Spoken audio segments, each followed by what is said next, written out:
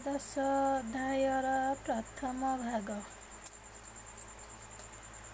ଅତି ଦୁଃଖିତ ବୃଦ୍ଧ ଯେ ଦେହେ ତୋର ନିବାସ ପରଗୃହେ, ବିଶେଷ ଚକ୍ଷୁହୀନ ତୁହି ବଧିର ବୁଦ୍ଧିହୀନ ହୋଇ, ବିଶୀର୍ଣ୍ଣ ଦନ୍ତ ତୋ ଅଧର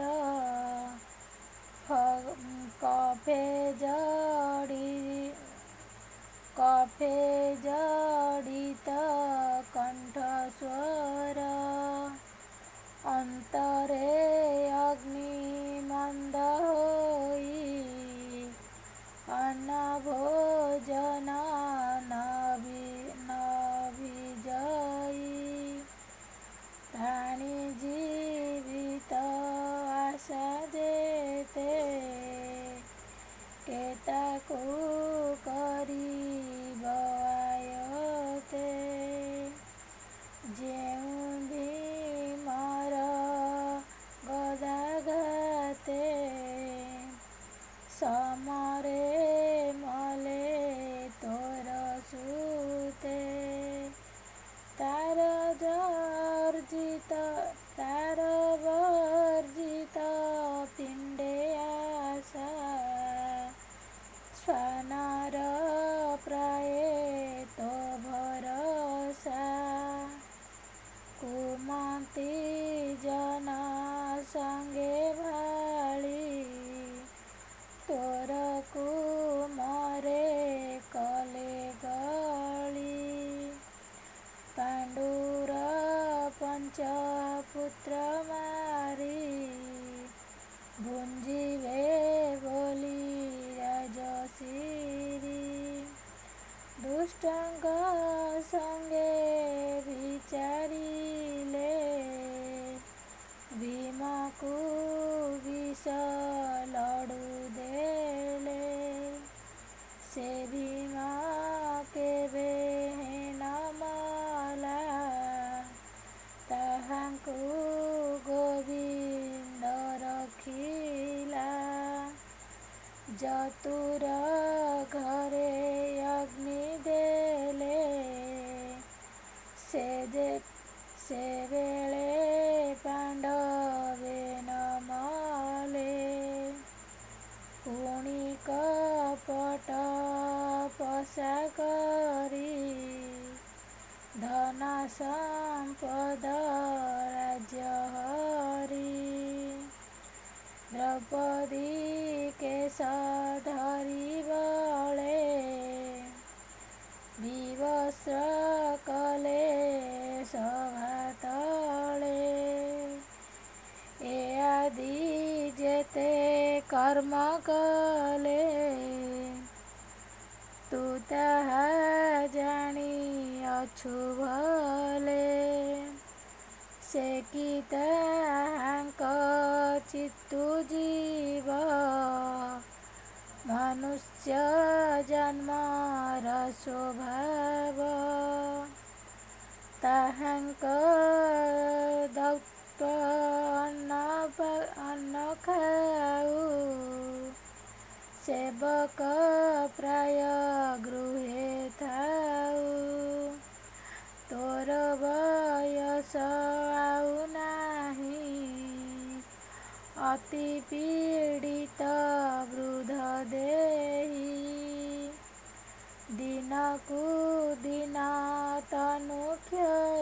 ତନୁ କ୍ଷୀଣ, ଯେସନେ ପୁରୁଣା ବସନ, ଏ ଦେହେ ବିରକ୍ତ ଯେ ଜନ,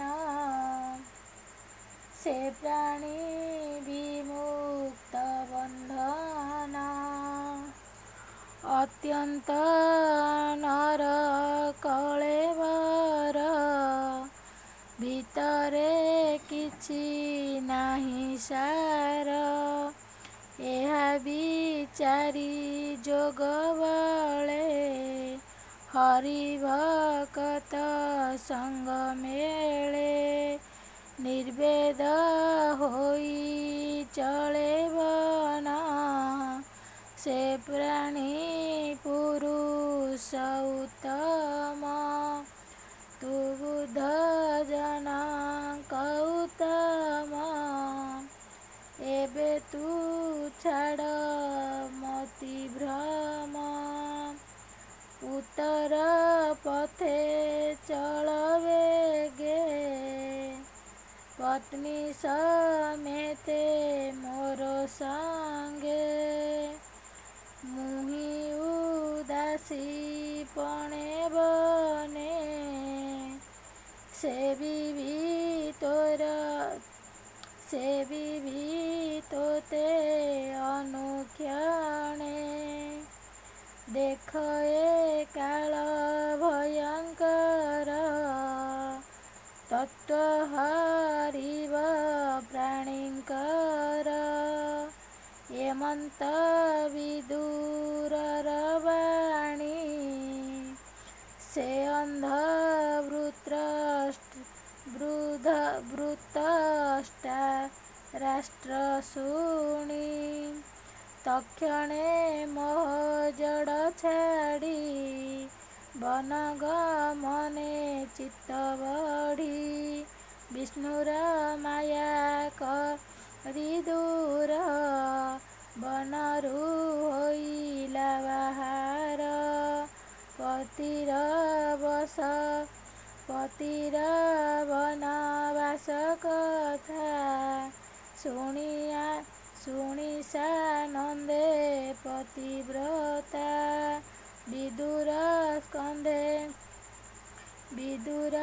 କନ୍ଧେ ଦେଇ କର ନଗରୁ ହୋଇଲା ବାହାର ମନ ଆନନ୍ଦେ ବେନି ଜନେ ପଶିଲେ ହିମାଳୟ ବନେ କ୍ଷତ୍ରିୟ ତେନେ ମହାଯୁଧେ ପଶଇ ମନ ରସାନନ୍ଦେ ଏବେ ହୋ ଶୁଣ ମୁନିବର ଧର୍ମନନ୍ଦନ ନିଜ ଏବେ ହୋ ଶୁଣ ମୁନିବରେ ଧର୍ମନନ୍ଦନ ନିଜ ଘରେ ସନ୍ଧ୍ୟାଦି ନିତ୍ୟ କର୍ମ ସାରି ଅଗ୍ନି ପୂଜନ ଦାନ କରି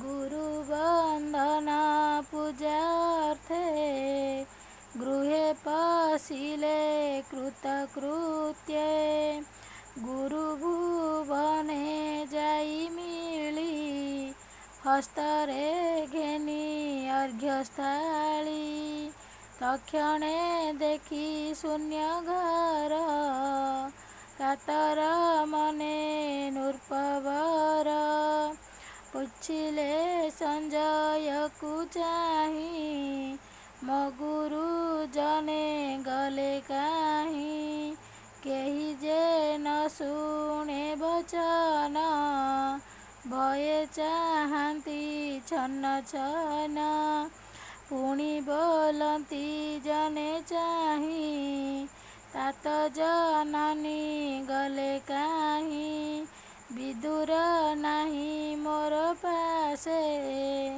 ତାତ ଜନନୀ ମୋ ନ ଦିଶେ ଲୋଚନେ ନ ଦିଶଇ ପଥ ଦଇବେ ବୟସେ ବୃଦ୍ଧତ୍ୱ ପୁତ୍ରଙ୍କ ମରଣେ ଦୁଃଖିତ କେବଳ ଦେଶେ ଉପଗତ ନପୁଣ ପୁତ୍ର ଶୋକ ଜାଳେ ପ୍ରାଣ ଛାଡ଼ିଲେ ଗଙ୍ଗା ଜଳେ ବନ୍ଧୁ ସୁହୃଦ ପୁତ୍ର ନାଶେ ମୋର ଜନନୀ ତାତ ତ୍ରାସେ ଦୁଃଖ ସାଗରେ ନିମଜ୍ଜିଲେ ମୋର